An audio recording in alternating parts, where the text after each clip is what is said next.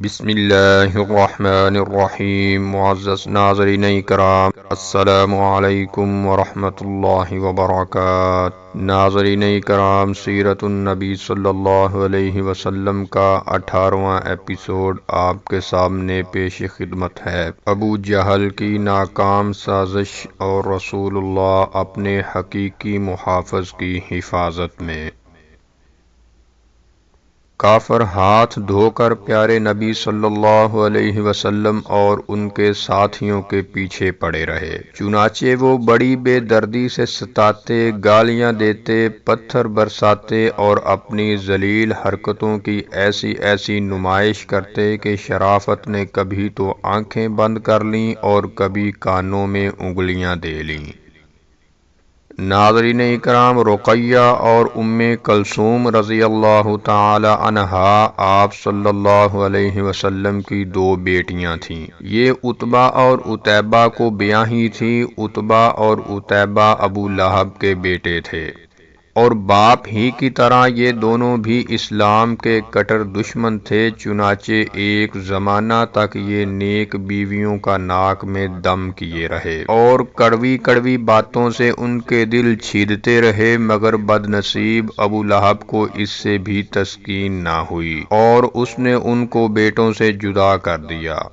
پھر چونکہ وہ پیارے نبی صلی اللہ علیہ وسلم کے پڑوس میں رہتا تھا، اس لیے اس کا وجود آپ کے لیے ایک مستقل درد سر تھا۔ حد یہ ہے کہ آئے دن وہ آپ کے دروازے پر کوڑا کرکٹ پھینک دیتا اور کبھی غلاظت بھی لا کر ڈال دیتا۔ اس کی بیوی ام جمیل بھی کچھ کم نہ تھی، یہ راستے میں کانٹے بچھا دیا کرتی تھی۔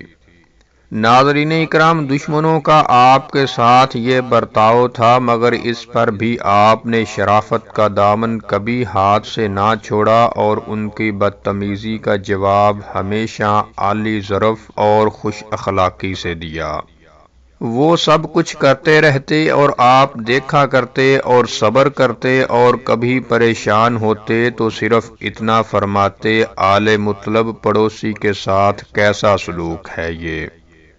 پھر قریش تو آپ کے قتل ہی کا فیصلہ کر چکے تھے، لیکن جب انہوں نے دیکھا کہ بنو ہاشم اور بنو عبد المطلب سب آپ کے ساتھ ہیں اور آپ پر جان دینے کو تیار ہیں، تو اس سے وہ بہت سٹ پٹائے اور ان کی ہمتیں پست ہو گئیں اور حوصلے ٹوٹ گئے اور انہوں نے یہ ناپاک ارادہ دل سے نکال دیا۔ البتہ چوٹے کسنے اور بھبتیاں کسنے سے وہ اب بھی باز نہ آئے۔ کہیں راستے میں آپ کو پا جاتے یا ساتھیوں میں دیکھتے تو وہ زور کا قہقہ لگاتے اور کہتے، کیوں محمد، آسمان سے آج کچھ نہیں آیا؟ یا کہتے، کیا اور کوئی نہیں تھا کہ خدا نے تمہیں ہی رسول بنا دیا؟ یہاں تو ایک سے ایک موجود تھے، تم سے زیادہ ہوشیار بھی اور مالدار بھی۔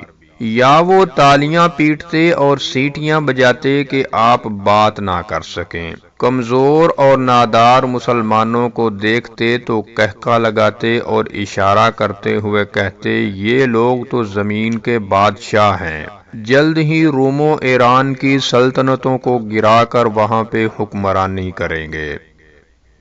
معزز ناظرین، آپ صلی اللہ علیہ وسلم کا سب سے بڑا دشمن ابو جہل تھا۔ دشمنی میں یہ ایک دم دیوانہ تھا اور شرافت و وقار سے بالکل ہی بے گانہ۔ آپ کے لیے ہر برا کام اسے گوارا تھا، چنانچہ جہاں پاتا وہ آپ کو کوستا اور اوروں کو بھی آپ کے خلاف اکساتا۔ آپ نماز پڑھتے تو کچھ اوباشوں کو ساتھ لے کر خوب ہنسی اڑاتا، اور دعوت و تبلیغ کا کام کرتے تو غنڈوں کو جمع کر کے قہقہ لگاتا اور بار بار لوگوں سے کہتا، محمد کے پرزے اڑاؤ، پھر چین کی ہنسی بجاؤ۔ ایک دن تو اس نے ساتھیوں سے کہا، خدا کی قسم کل ایک پتھر لے کر بیٹھوں گا، اتنا بھاری کہ اٹھائے نہ اٹھے، اور جو ہی محمد سجدہ میں جائے گا اس کا سر پیس کر رکھ دوں گا، پھر چاہے تم لوگ میرا ساتھ دو یا چھوڑ کر الگ ہو جاؤ، اور آل مناف بھی جو کچھ کریں گے دیکھا جائے گا۔ ناظرین اکرام، ساتھیوں نے بھی اس پر ابو جہل کی خوب ہمت افزائی کی اور جوش دلاتے ہوئے بولے، توبہ توبہ، ہم لوگ ساتھ چھوڑ سکتے ہیں؟ اس طرف سے تو آپ بالکل بے غم رہیے اور جو جی میں آئے بے دھڑک کیجیے۔ چنانچہ صبح ہوئی تو ابو جہل نے ایک بھاری پتھر لیا اور کعبہ کے پاس انتظار میں بیٹھ گیا اور قریب ہی ساتھی بھی بیٹھ گئے۔ پھر روز کی طرح پیارے نبی آئے اور رکن یمانی اور حجر اسود کے درمیان کھڑے ہوئے اور نماز میں مصروف ہو گئے۔ یہ چاشت کی نماز تھی جو آپ حرم میں ادا کرتے تھے، کیونکہ یہ نماز قریش کے مذہب میں بھی جائز تھی۔ پھر جوں ہی آپ سجدے میں گئے، ابو جہل نے پتھر اٹھایا اور آپ کی طرف بڑھا۔ ساتھی چپ چاپ بیٹھے رہے اور غور سے دیکھتے رہے کہ کیا ہوتا ہے۔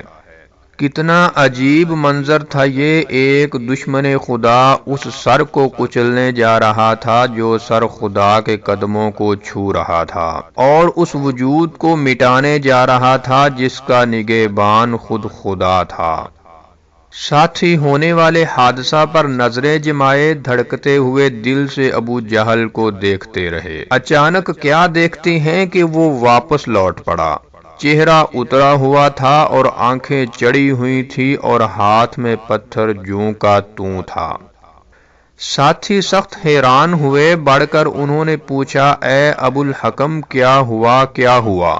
ابو جہل ہامتے ہوئے، ارے تم کو کچھ نہیں دکھتا؟ سامنے آگ کا الاؤ ہے، ذرا بھی آگے بڑھتا تو بھسم ہو کر رہ جاتا۔ ناظرین اکرام، یہ سن کر اس کے ساتھی حیران ہوئے اور حیرت سے اس کا منہ تکنے لگے۔ پھر انہوں نے سوچا کہ معلوم ہوتا ہے کہ اس کا ارادہ بدل گیا ہے اور کرنے کو جی نہیں چاہتا، بس اسی کے لیے یہ سب حیلے بہانے ہیں۔ چنانچہ ایک ساتھی تو جوش سے بے تاب ہو گیا اور فوراً اس نے وہی پتھر اٹھایا اور اسی ارادہ سے آپ صلی اللہ علیہ وسلم کی طرف بڑھا، مگر کچھ ہی دور گیا کہ اس کے بھی قدم رک گئے اور پھر وہ بھی لوٹ پڑا۔ لوگوں نے دیکھا اس کا چہرہ بھی اترا ہوا تھا اور خوف سے آنکھیں پتھرائی ہوئی تھی، اور اس طرح اللہ تعالیٰ نے آپ صلی اللہ علیہ وسلم کی مدد کی اور دشمنوں کی سازش دھری کی دھری رہ گئی۔ ناظرین اکرام، یہ کوئی پہلا واقعہ نہیں۔ قریش نے بڑی بڑی سازشیں کی اور بار بار کی، لیکن ان کے ارمان کبھی پورے نہ ہوئے اور وہ مسلسل منہ کی کھاتے رہے، پر اب بھی وہ اپنی حرکتوں سے باز نہ آئے۔ آپ پر کسی طرح بس نہ چلا تو انہوں نے بے چارے کمزور مسلمانوں کو نشانہ بنایا اور ان کو تڑپا تڑپا کر دل کی بھڑاس نکالنے لگے۔ پھر اس کام میں قریش تنہا نہیں تھے اور بہت سے قبیلے بھی ان کے ساتھ تھے اور ان کی پیٹھ ٹھونک رہے تھے۔ ان قبیلوں نے آپس میں ایک معاہدہ بھی کیا کہ کوئی قبیلہ کسی مسلمان کو پناہ نہیں دے سکتا تھا۔ ہر قبیلہ کا فرض تھا کہ جہاں کہیں مسلمان مل جائیں وہ ان کے لیے سراپائے ظلم و ستم بن جائیں، ان کو خوب مارے پیٹیں اور جس طرح ہو سکے انہیں ذلیل و رسوا کریں۔ شرافت و انسانیت سر پیٹیں تو پیٹتی رہیں، اس کی ذرا بھی پرواہ نہ کریں، اور اگر کسی کا غلام یا باندی مسلمان ہو جائے تو اس پر وہ ذرا بھی ترس نہ کھائے۔ ترس کھانا تو درکنار، اسے وہ اتنا ستائے کہ وہ نائیں دین سے بیزار ہو جائے اور پھر اپنے آبائی دین ہی کی پناہ لے۔ تو ناظرین کرام، یہ تھا سیرت النبی صلی اللہ علیہ وسلم کا 18واں ایپیسوڈ، اور اگر آپ سیرت النبی صلی اللہ علیہ وسلم کا 17واں ایپیسوڈ دیکھنا چاہتے ہیں تو اوپر کراس کے بٹن پر کلک کر کے دیکھ سکتے ہیں۔ السلام علیکم ورحمۃ اللہ وبرکاتہ۔